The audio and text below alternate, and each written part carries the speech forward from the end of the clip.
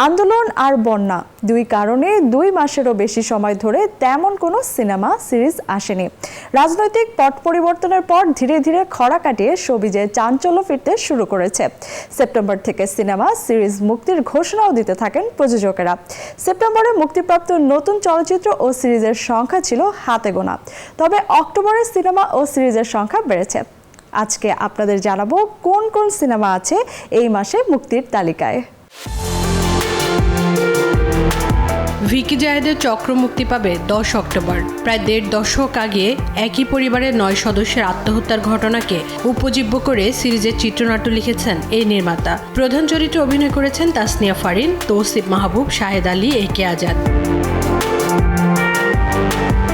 রঙিলা কিতাব দিয়ে ফিরছেন ঢাকায় ছবি চিত্রনায়িকা পরিমণি। তাকে নিয়ে অরিজিনাল সিরিজটি নির্মাণ করেছেন অনম বিশ্বাস। মুক্তির দিনক্ষণ এখনো ঘোষণা করা হয়নি, তবে হইচই জানিয়েছে অক্টোবরের মাঝামাঝি সিরিজটি মুক্তি দেবে তারা। খুব শীঘ্রই শুরু হবে প্রচারণা।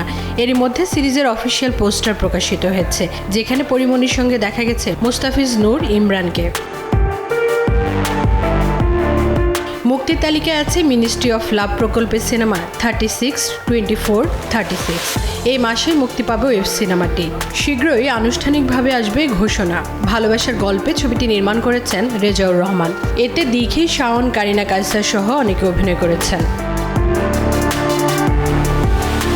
দুর্গাপুজো উপলক্ষে 11 অক্টোবর প্রেক্ষাগৃহে মুক্তি পাবে কুসুম শিকদার পরিচালিত প্রথম চলচ্চিত্র শরতের জবা। মুক্তির তালিকায় আরও আছে জিম্মি। সিনেমাটি পরিচালনা করেছেন মনোয়ার হোসেন ডিপজল। অভিনয় করেছেন শিরিন শিলা, শহীদুজ্জামান সেলিম সহ আরও অনেকে।